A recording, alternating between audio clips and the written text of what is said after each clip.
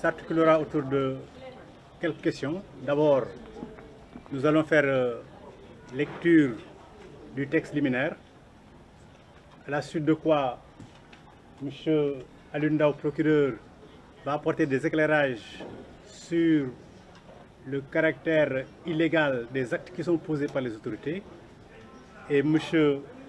Abdoulaye Tine va apporter également des éclairages sur les conséquences possibles et envisageables de tous ces actes-là. Donc, nous allons d'abord vous lire le texte en français de ce que le F24 préconise aujourd'hui. La plateforme F24 constate avec regret les multiples scènes de violence dans plusieurs villes du Sénégal les 15, 16 et 17 mai 2023, consécutivement au siège du domicile de Ousmane Sonko à Ziguinchor. 3 pertes en vies humaines de trop, des dégâts matériels inestimables, des blessés graves, des affrontements violents sont les signes bruyants d'une crise en croissance dont le pouvoir de Macky Sall porte l'entière responsabilité. En effet, la visée illégitime et illégale d'un 3e mandat corrélé à la volonté obsessionnelle d'éliminer définitivement un candidat à la présidentielle ont conduit à un acharnement juridico-médiatique sans précédent sur la personne de Ousmane Sonko, dont les partisans sont l'objet d'arrestations arbitraires et de traitements dégradants. Faut-il rappeler à ce propos que partout et toujours, l'injustice découlant de la violence institutionnelle et de la violence répressive de l'État a fait le lit de la résistance, voire de l'extrémisme. Pourtant, le renoncement public à une 3e candidature, la libération immédiate des prisonniers politiques, la cessation des actes de séquestration et de brutalité sur le justiciable Ousmane Sonko et la détermination de garantie minimale de sa présence à un procès juste et équitable seraient de nature à favoriser la désescalade désirée par tous les Sénégalais. Face à la montée des périls, aux décès et arrestations qui se succèdent, aux menaces qui pèsent sur l'exercice du droit, la paix civile et au mutisme du président de la République et de son gouvernement F24, s'incline devant la mémoire des victimes, présente ses condoléances aux familles endeuillées et leur demande d'exiger des autopsies et des enquêtes. Exige l'ouverture d'enquêtes pour situer les responsabilités et déterminer les sanctions appropriées. Interpelle les intellectuels, les porteurs de voix, les dirigeants des institutions internationales à éviter toute acte passive ou complice. Les engage à appuyer toute initiative allant dans le sens de la préservation d'une paix durable, adossée à la vérité, conformément aux attentes de F24 et des citoyens sénégalais. F24, enfin, invite les Sénégalais, citoyens sénégalais, à se mobiliser massivement dans les cellules départementales et la diaspora afin de garantir le succès des manifestations pacifiques et légales à programmer dans les jours à venir pour obtenir du président Macky Sall la satisfaction des points constitutifs de sa charte. Je vous remercie.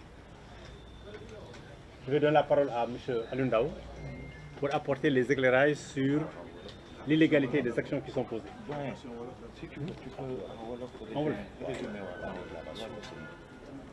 waaw li ñu wax ci wolof mooy ci tubaab mooy ci wolof que ñu ngi gis ne te di ko rëccu am na ay affrontement yu bëri xeex yu bëri ci Sénégal te li ko indi mooy bi nga xamee ne kër ga Ousmane Sonko nekk ci Ziguinchor policiers yi dañ ko wër dar ko te loolu xamuñ sax lu ko waral ay faatu ñetti nit amat ci lu ëpp loolu ëpp na trop fu nit faatoo rek ëpp na léegi ñun 0 mort lañu wax waaye ñetti dolli na ci ay yàq-yàq yu bari ay gaañu-gaañu luy wane ne crise bi nga xam ne moo nekk ci Sénégal mu ngi law di gën a yéeg te crise boobu kenn nekkul responsable lu dul Macky Sall ak gouvernement moom dong mooy responsable ndaxte li mu bëgg def 3e mandat moo indi li yëpp bëgg na 3e mandat te bëgg na itam daaneel ki nga xam ne mooy Ousmane Sonko ba du bokk ci présidentielle yi donc loolu moo tax jàpp yi bëri moo tax procès yi bëri moo tax affrontement yi bëri loo tax également ñuy jël ay nit leen def ay traitement yoo xam ne jarul yoon ndaxte ñëpp xam nañ ne foo xam ne dëgg amu fa yoon amu fa ngay def la neex mooy injustice mooy violence institutionnelle di réprimer nit ñi foo ko defee foog fi ñuy fëpp foog ñu résister te bu ñu résister mun nañ dem ba résister loo xam ne sax dafay xaw a ëpp donc résistance bi dara indiwu ko lu dul injustice bi lu dul répression bi pourtant li ñu xam mooy bu fekkoon ne président Macky Sall wax topp na kàddoom respecter constitution bi ne moom bokkul ci élection yi bàyyi xërtal bi muy xërtal Ousmane Sonko te garantir ko ay conditions pour que bu jógee këram di dem procès mun a dem ci jàmm kenn du barricade këram kenn du ko gazé ba mu àgg ba dellusi loolu bu ko defoon jàmm am Sénégal parce que loolu rek moo indi ay bi Sénégal moo tax bi ñu gisee ne Sénégal kat jàmm ji mu ngi fi xaw a toxu